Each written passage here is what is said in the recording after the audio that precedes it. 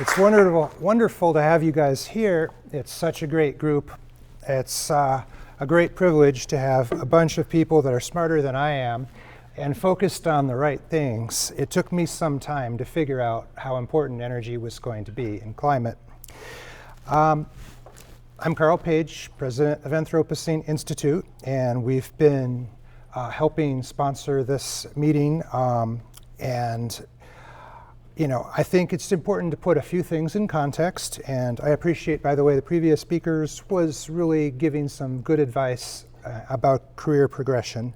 I'm not going to do that. I'm going to more focus on what's happening in the world. And, if this attack on Ukraine teaches us anything, it's that we need to start using cheap, safe atomic energy instead of expensive, dangerous fossil fuels.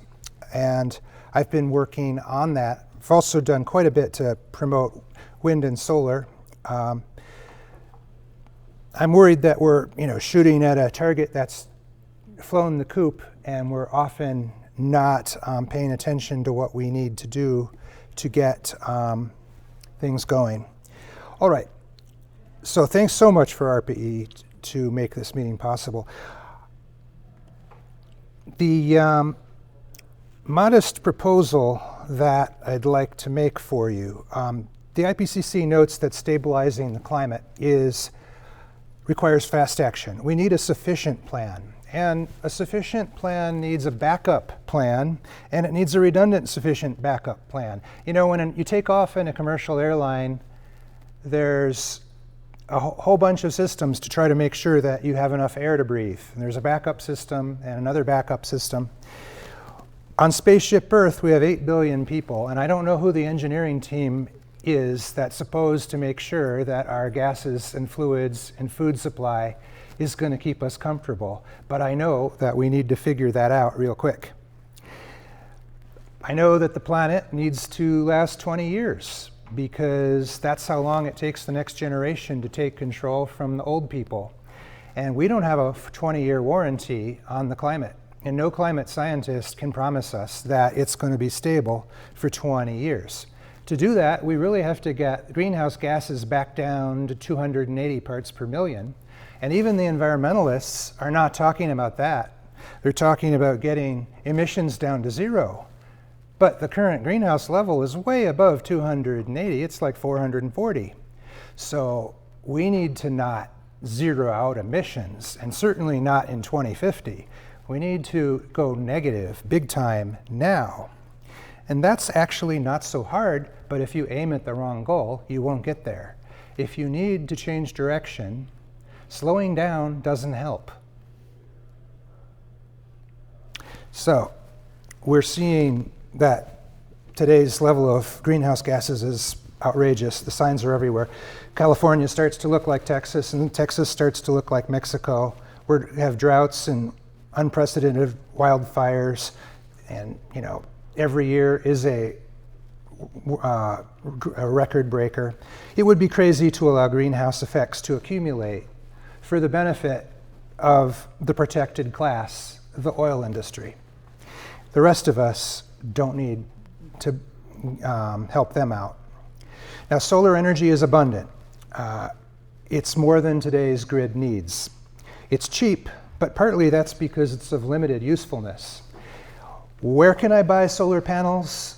Where can I recycle solar panels using mostly solar energy? If it's that cheap, obviously they'd all be made that way. None of them are. That's because industrial processes need reliable, concentrated energy.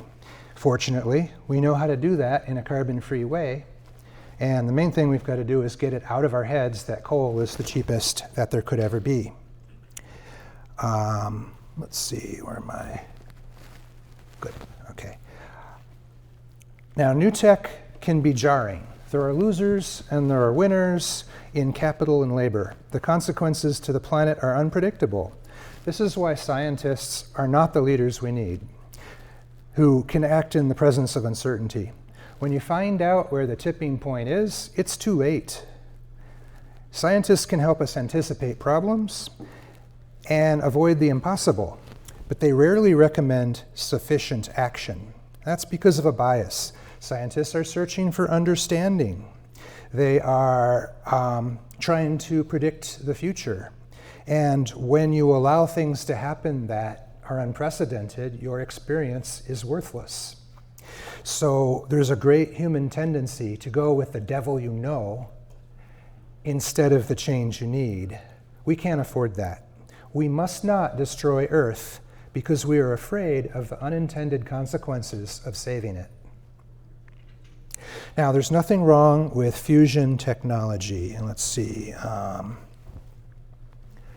This is sort of a risk assessment of different kinds of atomic energy that we have available to us. The light water reactor is the only one that's been deployed, and it clearly has some challenges from financial risk. And the way you can tell is that nobody's successfully built them in the United States since the 1980s, although they do really well in South Korea and China and many other countries. But fission without water is extremely attractive, and ARPA-E has been amazing at getting high temperature reactors going. And I don't like to use the term small modular reactors because some of them, like NuScale, have water in them, and those are unnecessarily expensive and backwards. The thing you want to do is get the rocket fuel generator out of the reactor, and you want to get the steam explosion potential out of the reactor. And the only thing you need to do that is get the water out, and then they're so much safer. Now, hot fusion flunks 3 different levels, but it's still worth studying because it's a new territory, and whenever you go into a new place, you learn new things that you didn't know you were going to get. But its scientific risk is big. We understand the nucleonics and the interactions well, but we don't understand much about how fusions work. They're chaotic systems, so controlling them is hard. And then there's a lot of financial risk, and there's a lot of engineering risk, because if you do succeed at making one of these things, it's going to break, and it costs several $billion, and now you're not going to be able to fix it. And then, so my favorite right here is solid-state atomic infusion energy, and that uses metals. There was a great article in Spectrum this last month, IEEE Spectrum, showing NASA's shortcut to fusion, pointing out that you get your first 11 million degrees for free if you start your fusion reaction in a metal instead of a plasma or a gas, because of electron shielding. Electron shielding is something the Google team studying cold fusion in the last few years was able to show was a real and powerful effect. So we are working on that. You are invited to a meeting in July in Mountain View, California, or virtually, which is the Solid State Atomic and Fusion Energy Summit. And we'll have people from the ARPA or DARPA, the Army, the Navy, and many other organizations, as well as corporations, private companies like Brillo Energy and Clean Planet, who are working on building devices that look like a heat pump to the customer, but inside they're using some nuclear reactions to produce a lot of excess energy. We're also going to be coming up with a kind of an X Prize. We might not use that organization, or we may. It would be very exciting to. Many of the best innovations in history have been accomplished by prizes. For instance, in 1714, the Longitude Prize was launched, and that one really clocked in. And then, of course, the Ortig Prize was the thing that got Charles Lindbergh to fly across the Atlantic. Other people had flown across the Atlantic, but the fact that he did it for a prize got everybody's attention on it, and the result was an aviation industry, which has turned out to be useful. So we're trying to do something similar, really change the minds on this low-energy nuclear reaction, aka cold fusion, aka solid-state atomic and fusion energy system, so that when you create a prize overnight, people change their minds about whether something's implausible, and they realize that it's inevitable.